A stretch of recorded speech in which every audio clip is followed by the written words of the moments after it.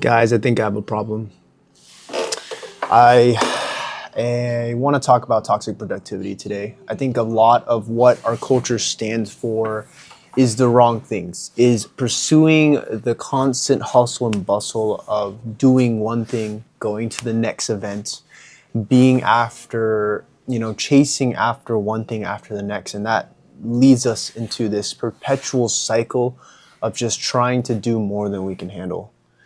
Hey guys, my name is AJ. If you guys haven't met me, I am a ICU nurse as well as a competitive bodybuilder. And part of what I do is help people. And this month I am going through a challenge called Project Eliminate. And this project is about decluttering. There's 3 rules to this project. The first one being only buy out of necessity.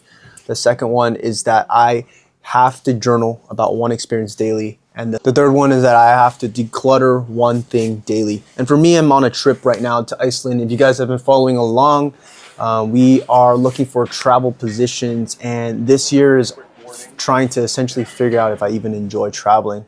So I am going to Iceland. I'm actually currently in Seattle right now, going to fly over. But going back to this topic of hustle culture, I think, as you saw from my Google Calendar, I'm someone that is susceptible to the hustle culture, to be always feeling like there's this lack of enough. There's this lack of me doing enough.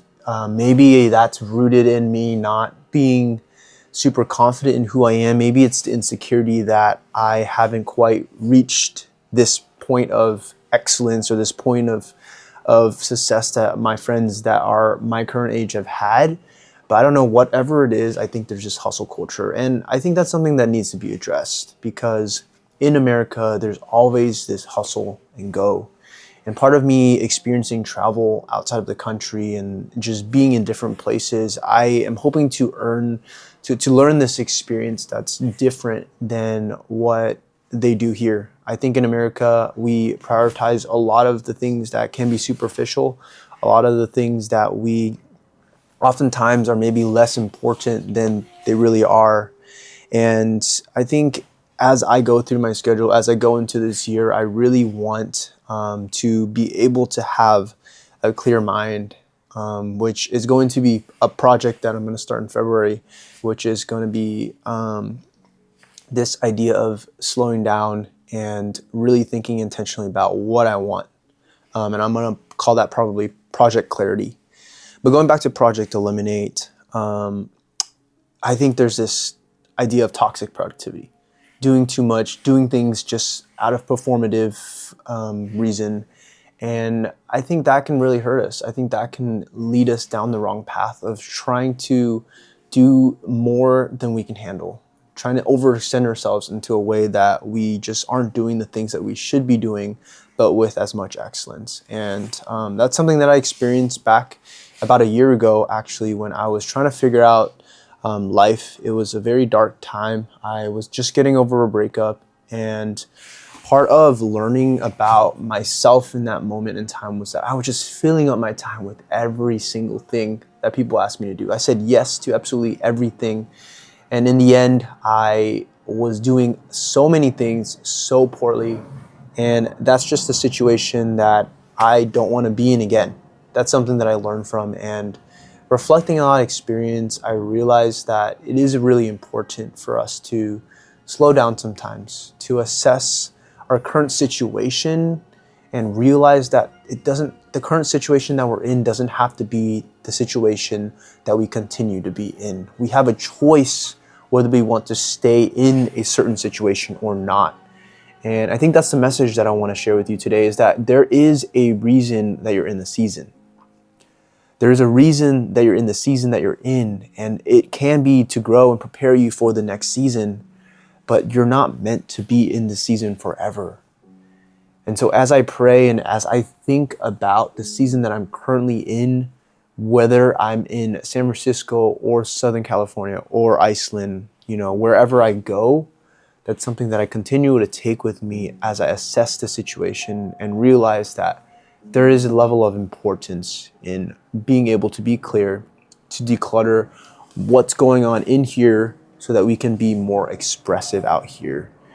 And so I think learning to take care of this, learning to take care of whatever the heck this is, and all the other things that happen on my schedule on a day-to-day basis, I just absolutely book myself out. And something that I'm working on this year is being able to leave a little room for leeway, leave a little room for me to just experience life and not have so much pressure in thinking that I have to do every single thing. I have to travel, I have to buy the house, I have to save up for a new car and all this stuff. Like, just cut out the crap.